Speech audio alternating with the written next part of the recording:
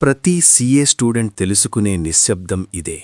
Result వచ్చే ముందు ఉండే నిశ్శబ్దం, రిజల్ట్ తరువాత మిగిలే నిశ్శబ్దం. ప్రశ్నలు అడిగేవాళ్లు ఉన్నా సమాధానాలు లేని పరిస్థితి. నీ కష్టాన్ని అందరూ చూడరు, నీ ప్రయత్నాన్ని మార్క్స్తోనే కొలుస్తారు.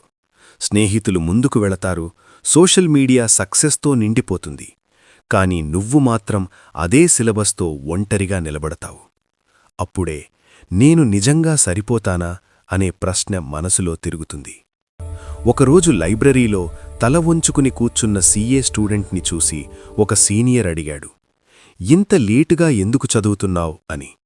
స్టూడెంట్ నెమ్మదిగా, సార్, మళ్లీ ఫెయిల్ అయ్యాను అన్నాడు. దానికి సీనియర్ నవ్వుతూ, మంచిదే అన్నాడు. ఎందుకంటే నువ్వు ఇంకా వదిలిపెట్టలేదని చెప్పాడు. సీఏ అనేది తెలివి పరీక్ష కాదు, ఓర్పు పరీక్ష, డిసిప్లిన్ పరీక్ష, నమ్మకం పరీక్ష. చాలామంది తెలివైనవాళ్లు మధ్యలోనే ఆగిపోతారు. వాళ్లకు టాలెంట్ లేదు కాబట్టి కాదు, వాళ్లు తమ మీద నమ్మకం కోల్పోయారు కాబట్టి. మార్క్స్ నీ భవిష్యత్తును నిర్ణయించవు, నీ అలవాట్లు నిర్ణయిస్తాయి. ప్రతిరోజూ మోటివేషన్ అవసరం లేదు, కమిట్మెంట్ కావాలి. మనసు లేకపోయినా చదవు, బోరైనా రివైజ్ చెయ్యి. వదిలేయాలని అనిపించినప్పుడే ముందుకు నడవాలి.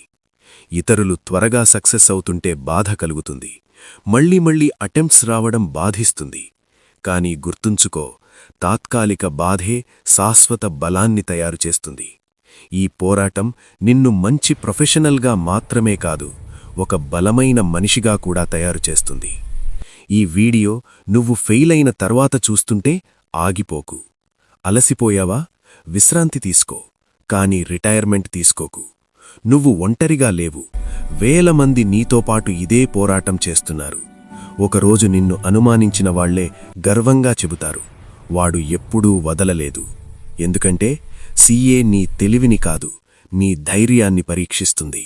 ఆ ధైర్యం నీలో ఉంది.